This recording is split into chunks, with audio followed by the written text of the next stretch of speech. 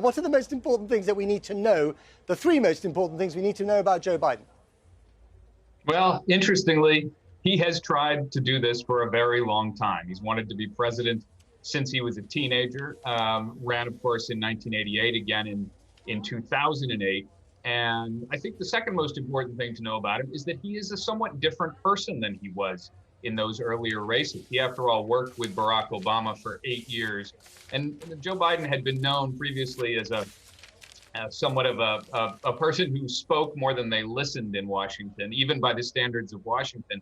And I think his time with Obama imposed a certain discipline on him. He began the job thinking, well, frankly, I could have had this job. And after a few months, he told an aide in the White House, actually, the best man won, and I'm just honored to be serving him. Now he finds himself facing this extraordinary, challenging political landscape, and that will be the challenge before him. And we've just heard a few minutes ago that he might actually be speaking, in the coming hour, address the nation, as it were.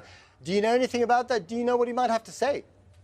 Well, his approach, his strategy throughout the day, beginning really in the early morning hours, once it became clear that this was not going to be settled on the first day, was to say, look, the people have spoken in their votes. This is not a contested result. This is, as he puts it, a vote that needs to be counted. And what's most important now is to continue counting the votes. As he said last night, we expect that this is an election that we have won.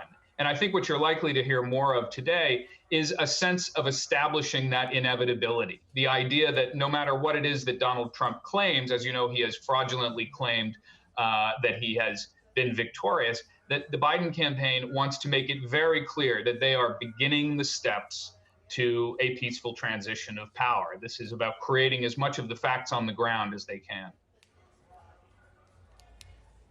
And I mean, what really struck me looking at the debates with Donald Trump is that Joe Biden is a real street fighter compared to Hillary Clinton.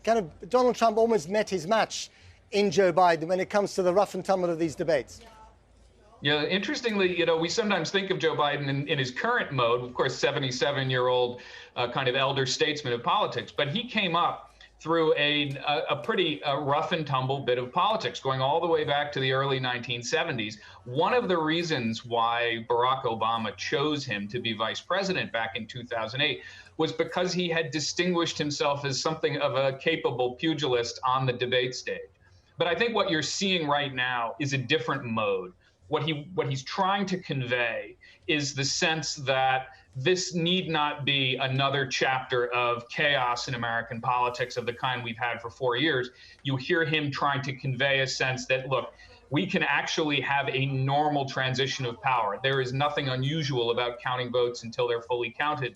And that's the message that he's projecting, rather than saying, I'm going to get in there and scrap with Donald Trump on his terms.